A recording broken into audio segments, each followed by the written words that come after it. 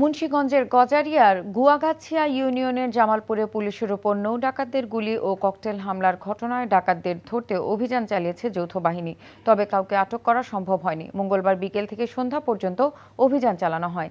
এর আগে সোমবার রাতে মতলব উত্তরের বেলতলী লঞ্চঘাট, বেদেপল্লী সহ বিভিন্ন স্থানে তল্লাশি চালানো হয়। হামলার ঘটনায় 20 জনের নাম উল্লেখ করে অজ্ঞাত 30 জনকে আসামি করে থানায় মামলা করা হয়েছে।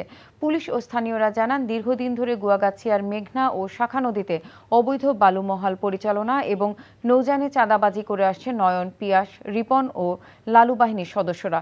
গত 1 বছরে নদীতে কয়েক দফা গোলাগুলিতে প্রতিপক্ষ ডাকাত দলের সর্দার বাবলা সহ কয়েকজন নিহত হন। এসব ঘটনার প্রেক্ষিতে গত শুক্রবার জামালপুর গ্রামে একটি অস্থায়ী পুলিশ ক্যাম্প স্থাপন করা হয়।